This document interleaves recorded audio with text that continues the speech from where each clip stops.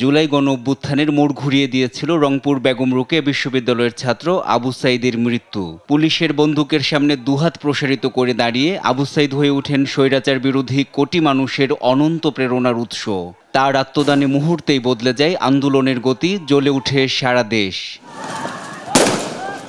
চলতি বছরের 13 জানুয়ারি শহীদ আবু সাঈদের পরিবারের পক্ষ থেকে 25 জনের বিরুদ্ধে আন্তর্জাতিক অপরাধ ট্রাইব্যুনালে অভিযোগ দাখিল করা হয়। কয়েক মাসের তদন্ত শেষে গেল মঙ্গলবার প্রসিকিউশনে তদন্ত প্রতিবেদন দাখিল করে তদন্ত সংস্থা।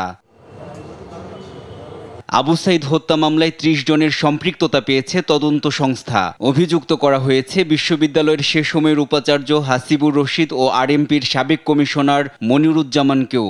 আসামিদের মধ্যে 4 জন কারাগারে আছেন।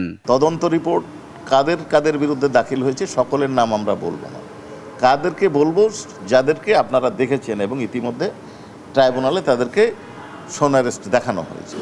এইখানে তদন্ত প্রতিবেদন অনুযায়ী 30 জনের বিরুদ্ধে ওনারা প্রতিবেদন দাখিল করেছেন। প্রতিবেদনে আবু সাঈদ হত্যায় জড়িতদের সামগ্রিক বিষয় উঠে এসেছে বলে জানায় প্রসিকিউশন। আলামত সংগ্রহ করে সামগ্রিক দিক বিবেচনা করে এই রিপোর্টটা তৈরি করেছেন। তদন্ত প্রতিবেদনে স্পষ্ট বলা হয়েছে, নিরস্ত্র আবু সাঈদকে হত্যার উদ্দেশ্যেই গুলি করা হয়। রোববার দাখিল করা হবে আনুষ্ঠানিক অভিযোগ।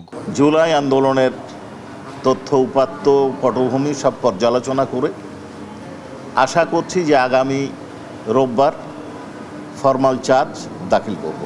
এর আগে গেল 15 জুন আবু সাঈদ হত্যার মামলার তদন্ত 1 মাসের মধ্যে শেষ করার নির্দেশ দেন ট্রাইব্যুনাল। নির্ধারিত সময়ের আগেই প্রতিবেদন জমা দিল তদন্ত সংস্থা। এনআই নাহিদ, দেশ টিভি, ঢাকা।